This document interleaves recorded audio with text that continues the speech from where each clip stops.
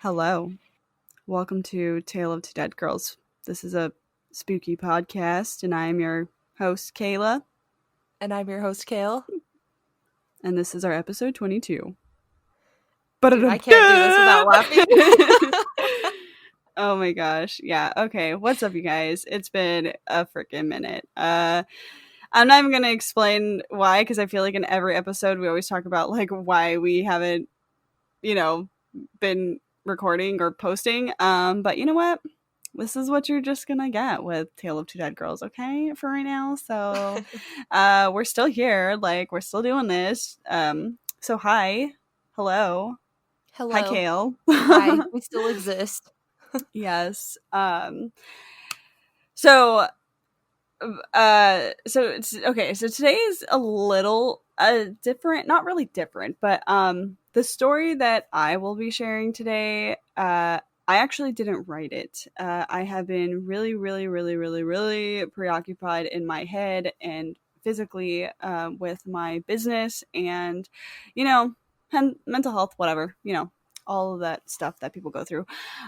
So one of my good friends, Michelle. Thank you, Michelle. What's up, Mexico? Shout out to Mexico. She researched and wrote up my story, and I did read everything, so I know everything and like what it's about. So yeah, I'm just letting you guys know that this is a story that I did not write myself, but I did want to share it with you that someone else did write it. But that's just because I've been busy and I really wanted to continue with the podcast and get something out to you guys. So this is what we're doing right now. But I read it and it sounds just like if I wrote it myself. So yeah, just sharing that.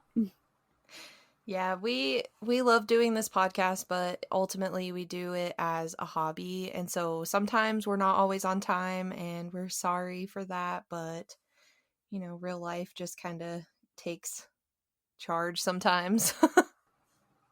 Yeah, it is what it is. Yeah, but we still love it and we still love our listeners. We still have a lot of listeners and we do love you guys and we appreciate you for tuning in every time we have a new episode. Yes, I know we still have like people that, are fans, and that's great. Thanks Yeah. for sticking around. And we have gotten a lot of new followers recently, so thank you for recently Yes. following us. Yeah, even though we're not consistent and we're boring and like we never post on our social media, Hey, but this as is a long positive only podcast. you know what, We talk about death and hauntings and murders. yeah, totally positive, totally positive. I know. Um, but yeah, I think what was I gonna say? Oh yeah, should I share this now? Yeah, I'm just gonna share this now. Okay, so Kale's gonna go first, but she does have an update from a previous story that she's gonna share with you guys, and then we're gonna go into her story. But I do want to let you guys know that my story is not suitable for children. Or anyone under the age of maybe like 15. Um, it's just I just do not recommend listening to this if you are under the age of 15 or cannot handle um, um, abuse towards children, sexual abuse, stuff like that. So anyone who is, sensitive to this stuff, just stop listening after Kale reads her story. So just wanted to let you guys know that there's that. Yeah. Yeah, so with that being said, I do have an update. If you did not listen to the Susan Powell episode, then please just skip forward from this. Actually, it's not really a spoiler, so never mind. You don't need to skip forward, but listen Just to that listen. episode. If you didn't listen to that episode, you need to listen to it because this won't make sense if you Yes. didn't. Mm-hmm. But those of you that are familiar with the Susan Powell case that I did, I found out the other day on July 31st that there was a verdict in wrongful death trial on behalf of Susan Powell and on behalf of her sons. So, again, if you're not familiar with the story, a brief synopsis is that Susan Powell went missing. We presume that she's been murdered or that she's dead. And her husband moved to Washington with their 2 boys, and he In like Yakima, huh? Or something like that? it was Puyallup. Oh, Puyallup. There you go. Yeah. Yeah. And he killed himself and the 2 boys by blowing up their house. But they also found that the boys had wounds from like an axe, where basically he bashed their head ins and then lit the blew up the entire house. But yeah, go listen to that episode if you didn't. And Susan Powell is still missing, so if you know where her body is, please let us know. Yeah. Or call the police Yes, department and let definitely. them know. So the jury found the state negligent and awarded slightly more than $98 million to the Cox family for the pain and suffering of Charlie and Braden Powell. And so Susan Powell's parents, Judith and Carlos Cox, filed the wrongful death suit, alleging that the state didn't do enough to keep their 7-year-old and 5-year-old grandson safe from their father, who ended up killing the boys in 2012. Charles Cox said in a statement, "Nothing can bring back the boys, but this is the end of a nightmare, and it's gratifying to hear a jury tell the state that they were wrong and to award a verdict that will force them to change the culture to make sure this doesn't happen to other children in the future." So the trial started in February. It was interrupted due to COVID, but jurors started Wow. deliberating on that Thursday and returned the verdict Friday afternoon. So I can't believe it's like still a thing. yeah. I You mean, know? I agree because like Josh Powell was obviously unstable. They found a lot of disgusting shit on his computers and his dad's Mm-hmm. computer, and he should not have been able to have the boys at his home. Like he should have had to take them with like this. There was supposed to be supervised visits, but they should have been like in a supervised area as well, not at his home, in my opinion. Mm-hmm. So Yeah. I do agree with this, and I'm really glad that the Cox family gets some closure. I mean, I know that there's obviously not going to be enough money that can help, with their pain, and especially because Susan Powell's body is still missing. Mm-hmm. But yeah, I thought it was really good to let you guys know that there was a small win for that family and a small Yay. yeah, and the good thing is that if they did want to, like they could use a lot of that money in efforts to try to find her as well, because Mm-hmm. it costs a lot of money for police to keep searching for somebody and, run DNA tests and process other evidence, and they could maybe hire other investigators. Like who knows? That's a lot of money. Like the Right. possibilities are endless. And Yeah. yeah, anyways, that's the update I have for you guys. Yeah. Before you start, I just want to let you guys know if you hear any weird sounds or whatever, I have a fan in the background, so sorry if you guys hear that. And yeah, hopefully you'll get used to it and not just like hear it constantly. But yeah. Yeah, let's all remember that Kayla lives in California and is currently dying. Yes, but it also is summer like everywhere. Isn't it hot everywhere? Like, Yeah, but it's way hotter there, I'm sure. It's like yeah. 84 degrees here. Okay, it's not that bad here. It's like the same. But it's Oh, still really? hot. Oh, Yeah. I always just picture California being like 200 degrees at all times. Oh my god, no. God, no. No, no, no. No way. Some places, yeah, but not where I live, thank God. Where I That's was living when I started the podcast, yes, but now oh. not anymore. All right. Well, my story for this episode is going to be on the Roswell incident. So, this is about the Aliens. Roswell crash that happened in 1947. And yes, it's about aliens. So, put on your tinfoil hats, everybody. Tinfoil hats. So it starts off in June of 1947 when a farmer in New Mexico named Mac Brazel was horseback riding near a small town called Roswell, and he stumbled across what looked like a crash site. He decided to pick up some of the debris and take it to the local sheriff. The local sheriff at the time was George Wilcox. The sheriff then contacted the nearby military base, and the colonel at the base contacted Major Jesse Marcel and advised him to assess the crash site and recover all of the materials. Marcel briefed Colonel Blanchard on what was going on at the crash site, and the next morning he ordered a press release stating that they felt they had a flying saucer in their possession. The Ooh. headline read RAFF, which stands for Roswell Army Airfield, captures Rat. flying saucer on a ranch in Roswell region. So they literally put out on the newspaper RAFF captures flying saucer on ranch in Roswell region. So you can imagine the panic at Yeah. 1947. Yeah. um, so after the press release, General Roger Ramey ordered the crash remains to be sent to him for his own personal inspection. He and his staff then identified the crash remains to be a weather balloon. The next day, the newspaper reported that Mac Brazel had claimed that he had lied and that the wreckage was just sticks, tinfoil, and rubber strips. This Wow. led to the public basically forgetting about the Roswell incident until 1978. So That's a long time. I know.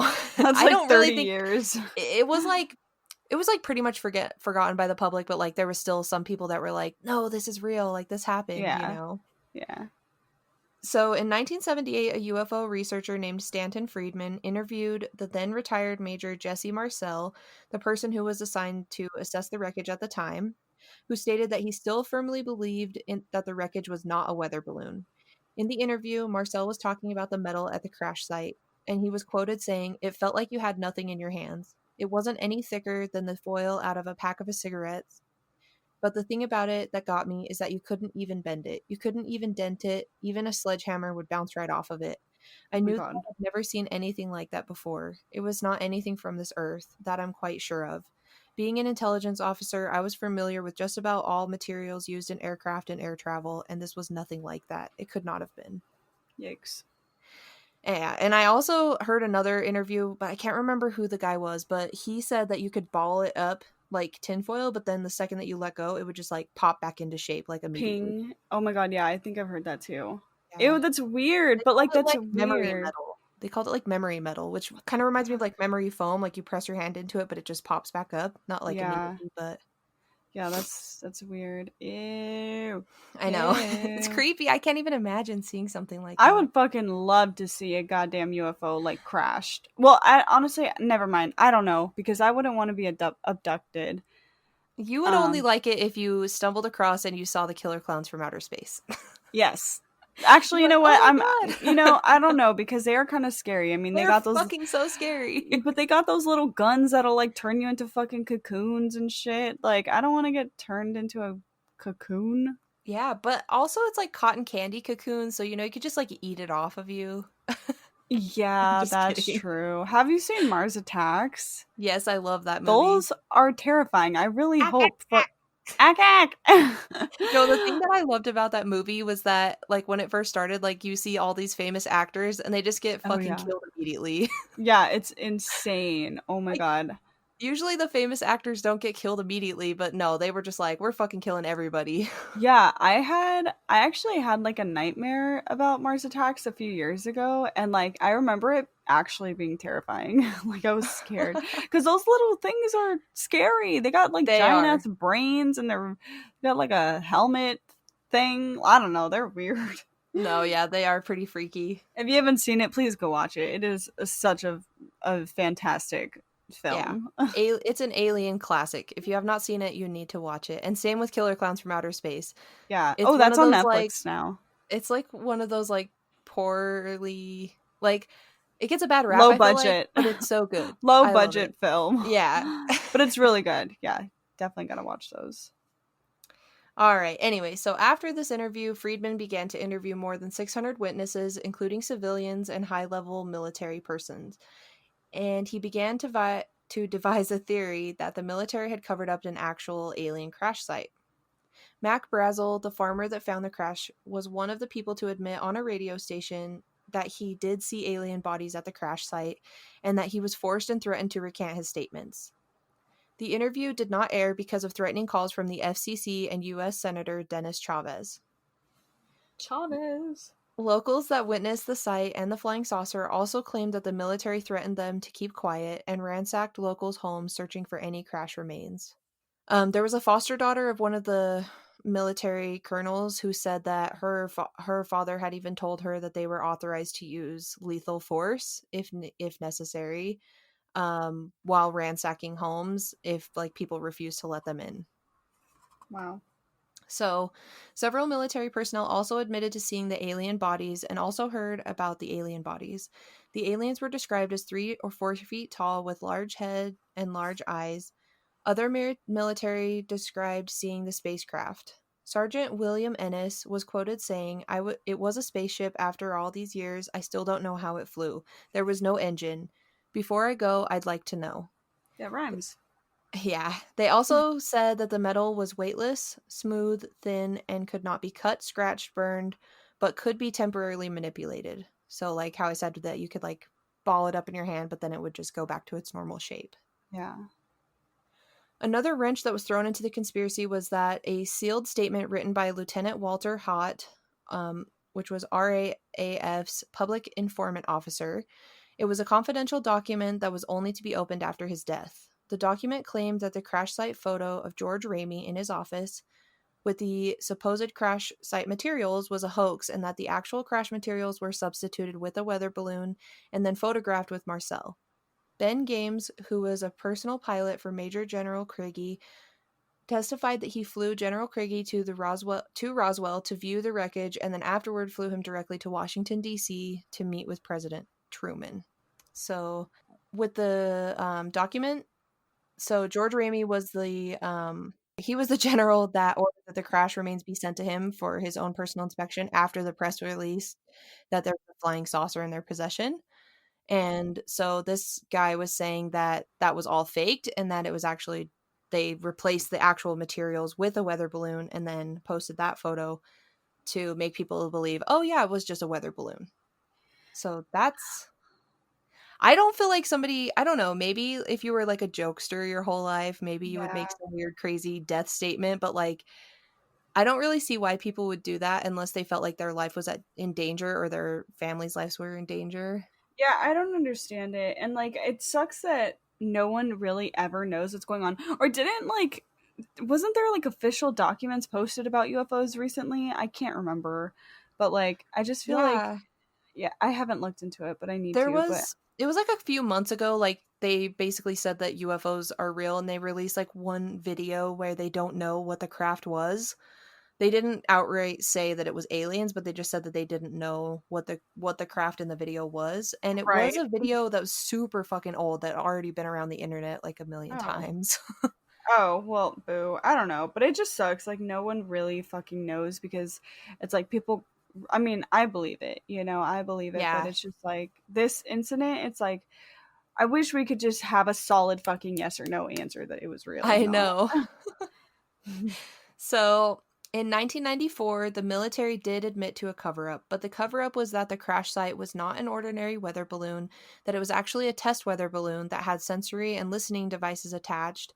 These weather balloons were part of a top secret mission called Project Mogul, where the military was basically testing to see if they would be able to hear if Russia was doing tests on weapons.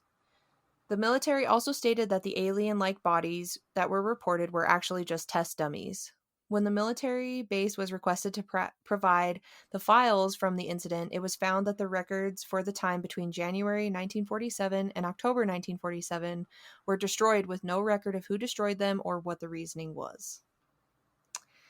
So the only thing that the public was told was that at the time they needed to cover up Project Mogul because it would have given away the details of their spy work. Mm, But I don't know. I mean, like, it seems believable because, like, they would have to fake a weather balloon and everything. yeah. But I just feel like, why this many years later, and just, it doesn't seem It's like, cuz why would everybody, everyone is like starting to like open up, and everyone is starting yeah. to actually like believe shit like this, so it's like maybe that's why, I don't know. Yeah, it could be. I mean, I also read another conspiracy that this is like a huge thing to get into, but basically, Nazis, they tried to make UFOs. Like, they tried to make like flying saucers. They had one that was like called the What? Bell. What the fuck? Yeah. Never heard of that.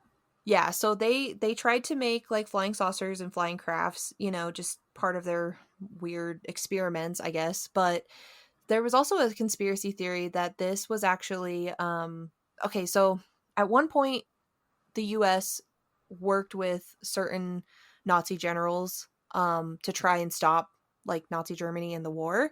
Mhm. And some of those generals gave out information about what they were doing, obviously.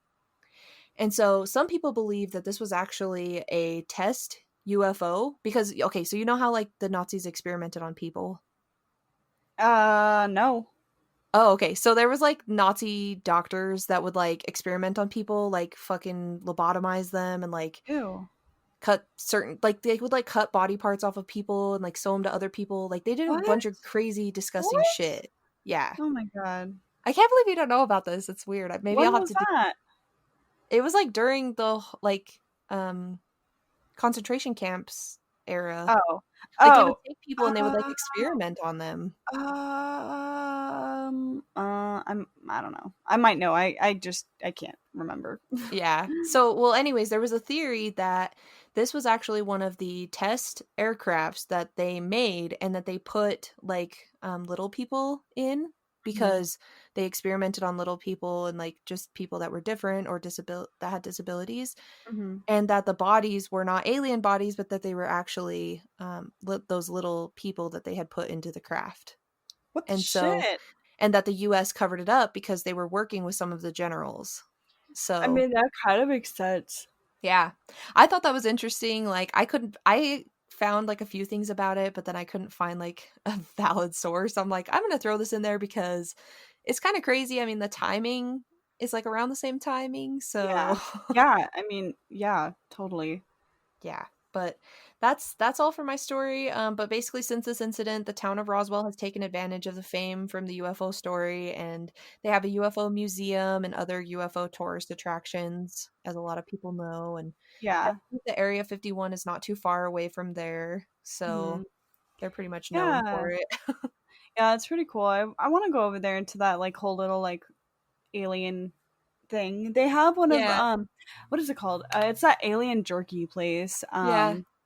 like, on the way to Vegas, They have like a and little diner. they have a diner? Yeah, there's like a little alien diner near Roswell, I think. Oh, that's cool. Um, I Yep. totally believe in aliens. If you guys believe in the aliens, let us know. Comment under our picture for this post. Um, or pictures, whatever, for this post on our Instagram, because, or if you've had any like alien experiences, like you've seen a UFO or like you believe you've been abducted, let us freaking know. Yes, please. I would love to hear your alien stories. Even I if feel it's like a I saw a UFO dream. when I was a kid one time, but Yeah. I don't know. Oh, I have. I've seen it like a few times, maybe 2 or 3 times. But it's like when they're really, really far away and it's like a bright light that's like shooting across the sky, but like not across Yeah. the sky, but it's like moving like in weird directions, like quickly. Yeah. Um, yeah, so I've seen that a couple times. I used to But literally sit like 3 inches from the TV and watch UFO files when I was a kid. that's cute. Or like unexplained UFOs or whatever the hell that show was called on like the History Yeah. Channel. I loved UFO stories. My dad, he always took us outside to watch meteor showers when we were kids because we grew up in a Oh, small town, so you could see like all the stars. yeah. And Very I small. remember just like always laying on the backyard lawn, looking up and watching shooting stars. What? That's so cool. Yeah, I What a love dream. alien stories. What a dream. Yeah, that's all I have for you guys. So I hope that was interesting. I mean, it's still unexplained, but kind of explained. So Yeah, believe what you want, but I believe it was aliens. for sure. So right now at this point, if you're still listening, hoping that you are um, okay with the story that I'm going to share. You feel like you're old enough to listen to it, or whatever. But like I said, if you are a child, literally like under the age of like, I really want to say 15. Under the age of 15, please don't listen. So this is the story of okay. It's an exorcism story. Your So favorite. yeah, and yeah, no. And see, that's weird because I've done two of these already. So it's like, why do I do these when I don't I like know. them? um I sent Kayla the Texorcist meme that we posted on our page, and she was literally like, "Ew, she looks scary." Like yeah, it's a I didn't like cartoon. it. I don't like it. But yeah, so this is the exorcism of Almansa. I hope I pronounced that right. And I am gonna try to pronounce these names like correctly. So if I don't, I'm so sorry. But trigger warning, there is like I don't know how to pronounce it. Infanticide. Yeah, that's right. Yeah, okay. And then drug abuse and sexual stuff and just very gruesome like just gross bad gross stuff. Okay. All right, here we go. Okay, so this case, like what this shit that happened, takes place in a small town called Almansa, Spain, in September of 1990. So this wasn't that long ago. It was only 30 years ago. And it's also fucking crazy to Ooh, say that 1990 was 30 years ago. I am on the road to 30. I'm I know. scared. Um, I'm turning 25 this year. I hate it. I don't oh want my God. to. Yeah, same. My birthday's literally in like 3 weeks or two Oh, weeks. And I keep forgetting about it. Okay. So, anyways, 36-year-old Rosa Gonzalez Fito, Rosita, we're going to call her Rosita, and her husband, Jesus Fernandez Pina, were a typical family who had an 11-year-old daughter at the time, and her name was Rosa. So there's going to be Rosita and Rosa. So just remember that Rosita is the mom and Rosa is the daughter, 11-year-old daughter. So this family made a living uh, by the dad. His income, he was working for the shoemaking industry, which is what that town was commonly known for, until Rosita decided that she had a divine calling and started performing healing rituals and making extra money as a witch doctor. ooh, Yeah, so Rosita scary started already. yeah, a witch doctor. So Rosita started gaining popularity in the community since she started performing all kinds of rituals and healings with the help of ointments and beverages. And her business got so good that eventually her husband was able to quit his job and helped her out in her at home healings and rituals. So Rosita didn't actually have any healing powers.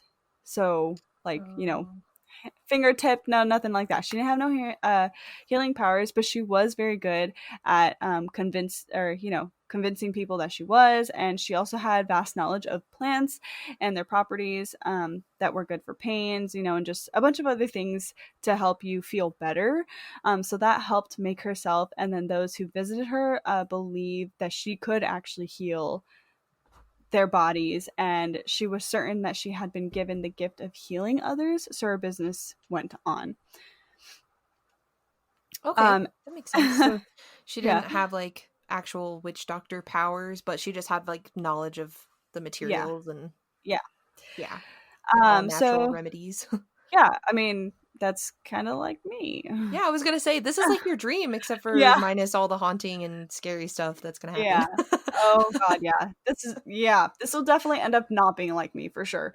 But anyways, so at the time it was strongly believed that performing these healing rituals by a pair of siblings made them more powerful and more effective.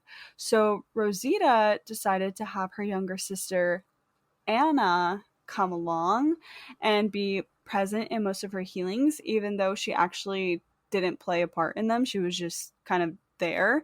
But um, this will just make it seem more legit and attract more customers. But yeah, Anna never really did anything. She was just like hanging around and watching, Rosita do shit. Yeah. So she started gaining more recognition, and with this, she had a lot of people who trusted her and believed in her abilities. One of these people being one of her neighbors, whose name was Maria de los Angeles Rodriguez.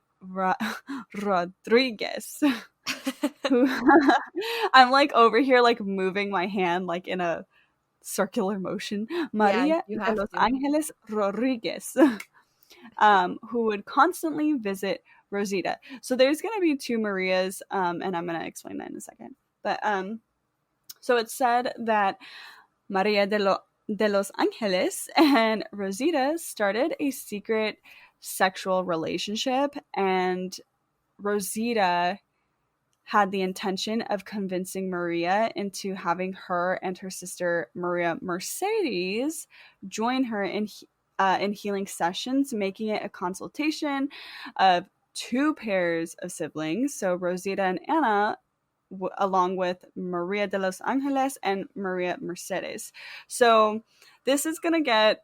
I mean, this confuses me already just saying all these names. Yeah, I'm So like, wait, two sisters named Mary? I don't know. yeah, okay, so Rosita is the mother slash witch doctor. Mm-hmm. Rosa is the 11-year-old daughter. Yeah. Anna is Rosita's sister. Okay. So Rosa's aunt, and then the Marias. So Maria de los Angeles and Maria Mercedes are the neighbors, and then I think those two Marias were sisters. So, um, for the second Maria, I might just call her Mercedes. Yeah, that might Um, save confusion. so I'll do like Maria de los Angeles or Maria by herself, and then the other one Mercedes, or Mercedes, whatever. Um, yeah, so I might do that. Okay. Okay, so the story starts on the night of September 15th, and this is believed to be Spain's most horrific infanticides to this day. Um, and I did read that infanticide is like the killing of like a baby within the first year that it's born. So there is no baby being killed here. This is just because I also read that it's killing your own child. So Okay. Yeah, that's what I thought it meant. yeah. Okay, so Rosita and her sister Anna went out to dinner along with the Maria sisters, and Rosita told her friends that she hadn't been feeling well, which then led all four ladies to gather at Rosita's house. Once they arrived, the four took psychotropic substances that Rosita had previously picked out and then proceeded to lay in bed with Maria, inviting both Anna and Mercedes to watch as they had sex. Um, so in the morning, Rosita and her lover went out to collect more plants and continue using them as drugs, specifically one called henbane or fet, fetid nightshade, something nightshade, commonly used in small amounts for spasms or the digestive tract. So, um, like a lot of like drugs that are like hallucinate. Oh my god, hallucinogens or whatever the fuck. Yeah. They typically have like actual like healing properties. Um, so when they got back, Rosita's sister Anna left the place frightened because of everything that was going on. Like all the drugs and then the sex stuff. Yeah, I don't know. There's just a lot of Yeah. things going on. They're And like, then this is fucking weird. yeah, The walk of so shame. yeah.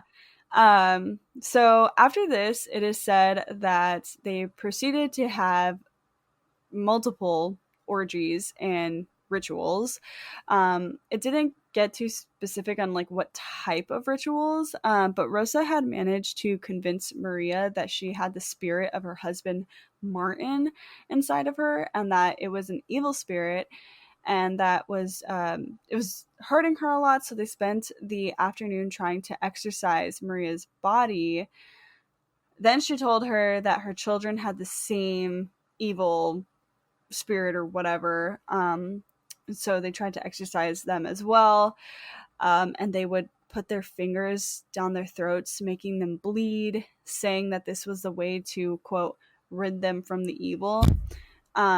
Luckily, their father interrupted and took them, well, not interrupted, but intervened and took them away. But Maria, the mom of the Yeah. kids, or wait, yeah. So Maria stayed. 3 days had passed, and they continued to use the drugs and do rituals and more sex and orgies and all of that stuff. And then on the third day, Maria de los Angeles got her period and started to bleed.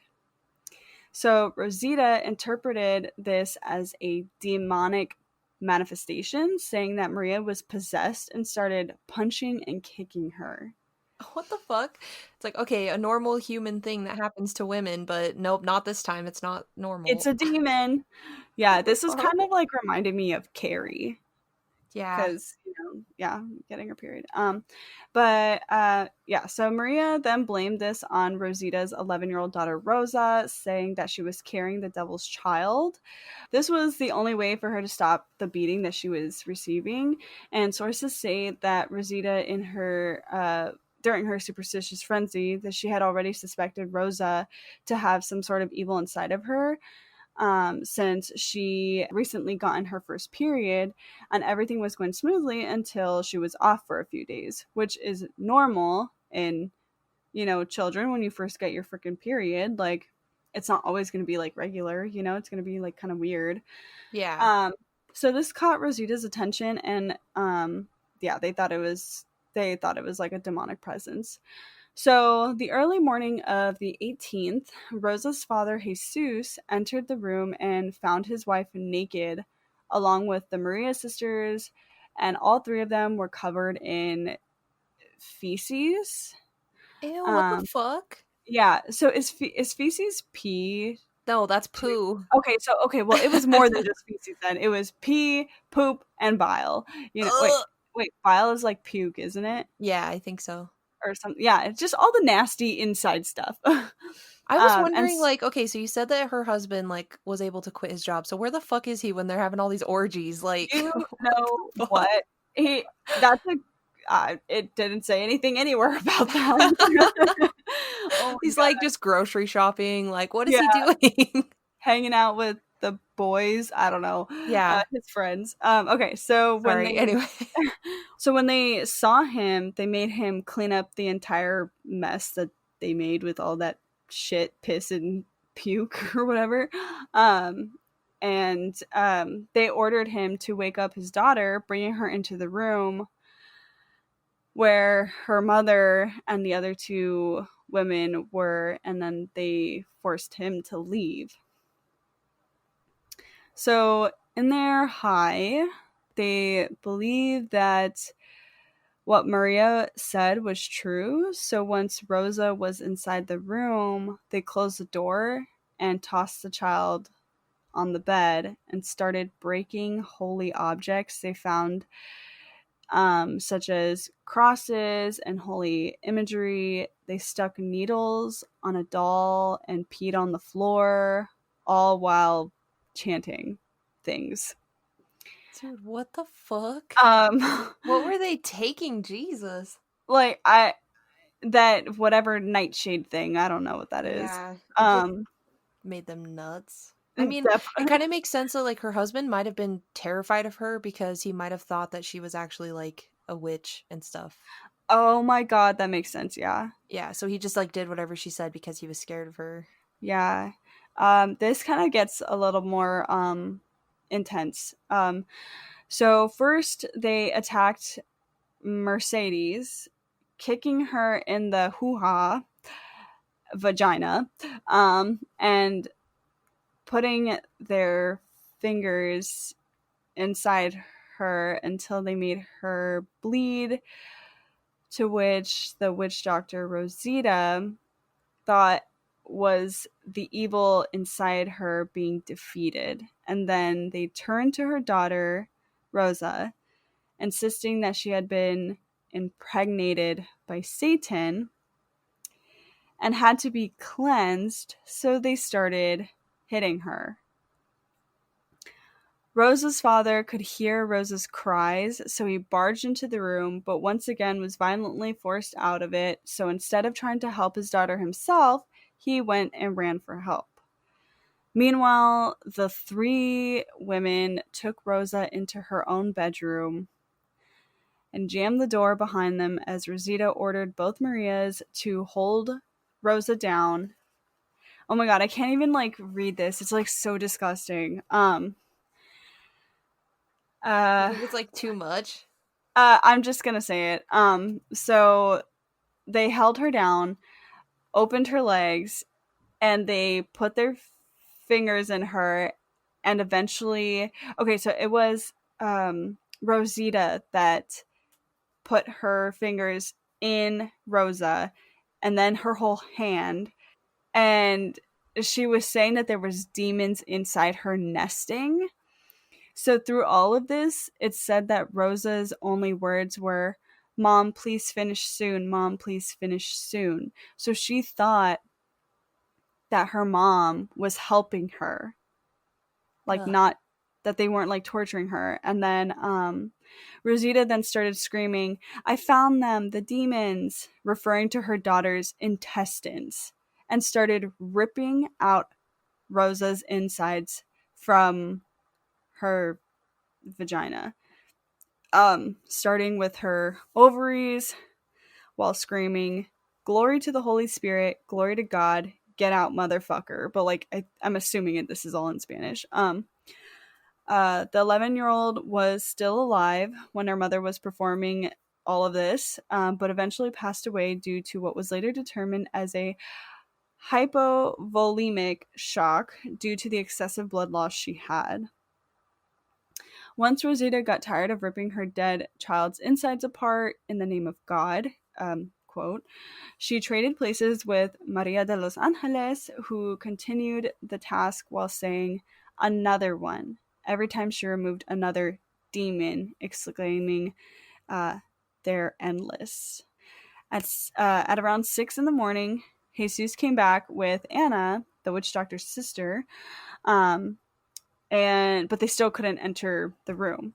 Mm-hmm. So on the other side of the door, the three women continued their chants, breaking all of the furniture, peeing themselves, and walking on top of nails and broken glass. All of this in front of Rosa, who fought for her life until, she pretty much couldn't live through that anymore.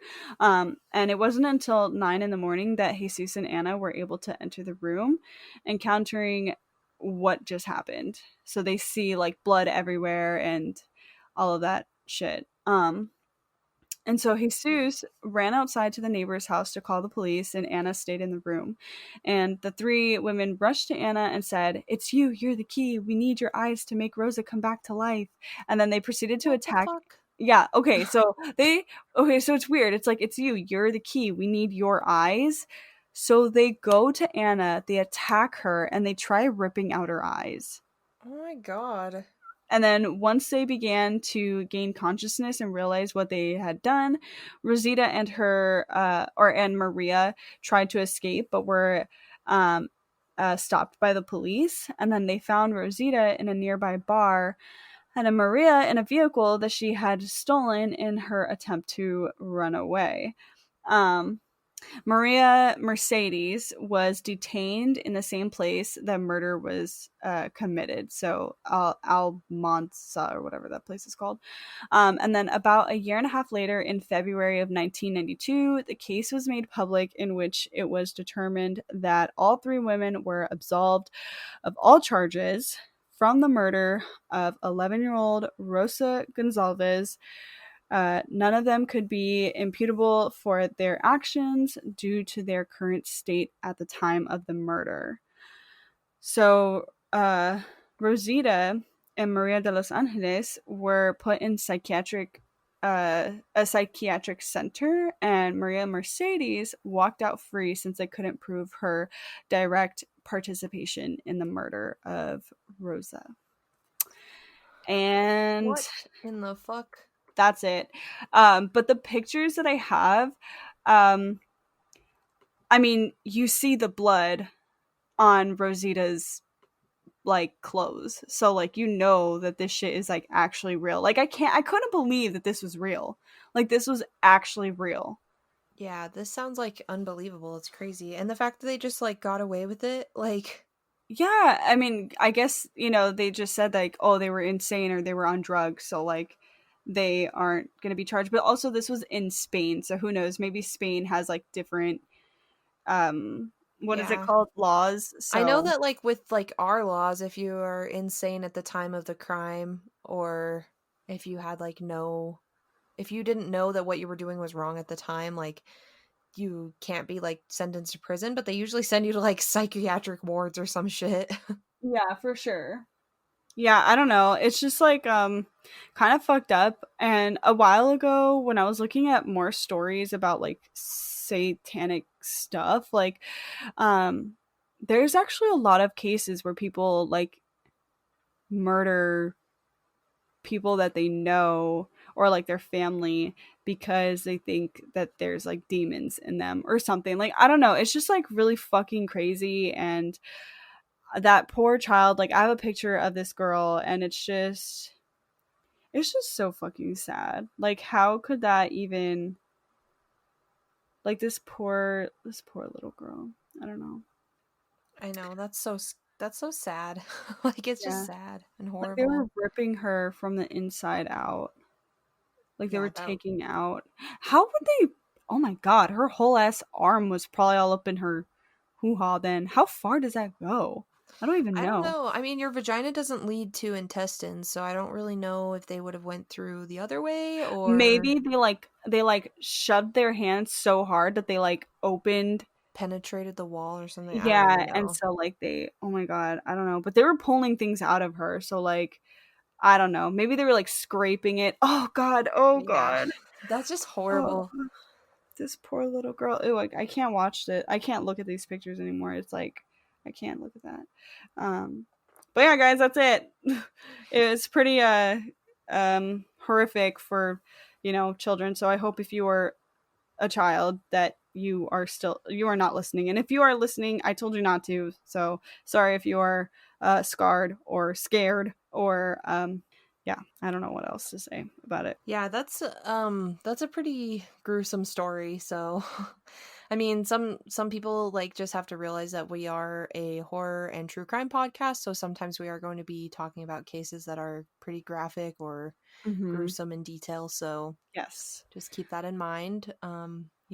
It's definitely listen at your own discretion. We try to Yes. put trigger warnings, but yeah, Yeah. some stuff is not suitable for children, and we know we have some children listeners, so we hope that you just, skip the ones that you know are going to be pretty bad.